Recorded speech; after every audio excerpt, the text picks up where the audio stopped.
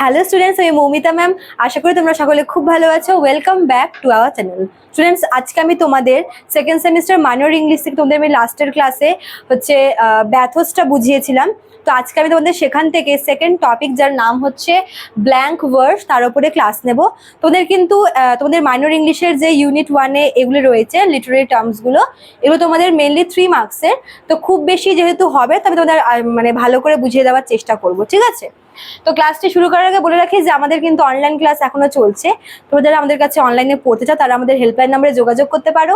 আমাদের helpline number দুটো রয়েছে, একটা হচ্ছে 6295916282, আর একটা হচ্ছে 7076398606। দেখো দেওয়া আছে কর্নারে নাম্বার দুটো, তোমরা নোট ডাউন করে নিতে পারো। এবং যারা অ্যাডমিশন নেবে তারা হচ্ছে আমাদের এই নাম্বারে যোগাযোগ করে যুক্ত হয়ে যেতে পারো আমাদের সঙ্গে অনলাইনে। এবং যেটা আমাদের কোর্স ফি, সেটা হচ্ছে 999 টাকা। এটা আমাদের পুরো 6 মাসের কোর্স ফি।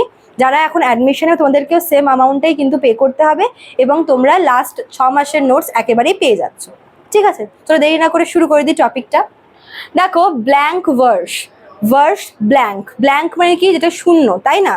অর্থাৎ এই যে ব্ল্যাঙ্ক ভার্সে, এটা মানে হচ্ছে ব্ল্যাঙ্ক ভার্সটা বেসিক্যালি সেই ভার্সগুলোকে বোঝায় যেগুলো হচ্ছে উইদাউট রাইমসে লেখা হয়, ঠিক আছে? যে কোনো ছন্দ নেই।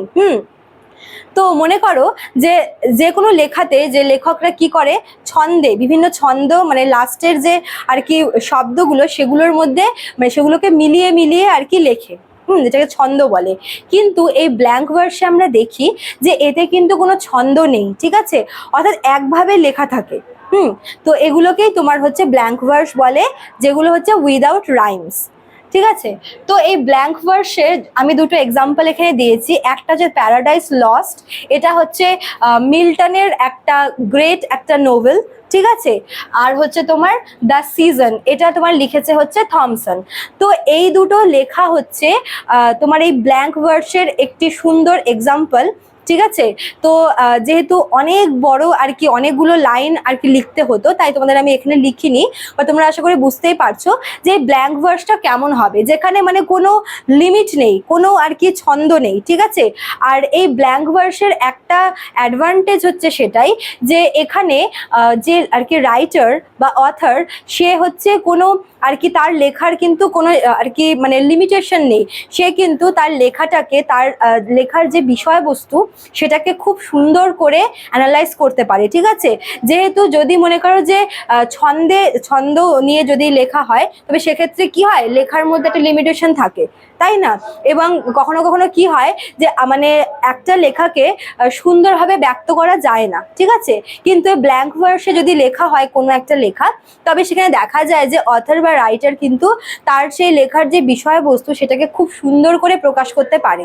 যেহেতু কোনো আর কি ছন্দের কোনো বাধ্যবাধকতা নেই, সেজন্য তারা হচ্ছে খুব সুন্দর করে কিন্তু নিজেদের বিষয়টাকে ফুটিয়ে তুলতে পারে, ঠিক আছে? এবং সেই সঙ্গে এক্সট্রা কিছু মানে ওর সঙ্গে সম্পর্কিত মনে করো যে কোনো আর কি টপিক বা কিছু ওখানে অ্যাড করতেও পারে, ঠিক আছে? তো ব্ল্যাঙ্ক ভার্সের এটা একটা সুবিধা। তো ব্ল্যাঙ্ক ভার্স মেনলি লং যে এপিক পোয়েমগুলো হয় সেখানেই আর কি ব্যবহার করা হয়।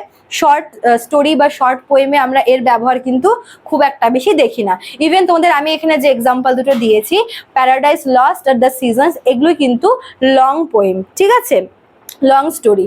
তো কাজে এই ব্ল্যাঙ্ক ভার্সটা তোমাদের হচ্ছে এর লং স্টোরিতেই মেন কাজে লাগে, যেখানে আর কি মানে কোনো ছন্দ থাকে না, রাইম থাকে না, ঠিক আছে? এবং এর যে আর কি লিমিটেশনটা, এটা কিন্তু লিমিটেশন কোনো থাকে না।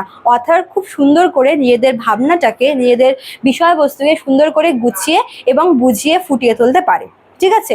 তো এই ছিল তোমাদের ব্ল্যাঙ্ক ভার্স। আশা করি তোমরা বুঝতে পেরেছো।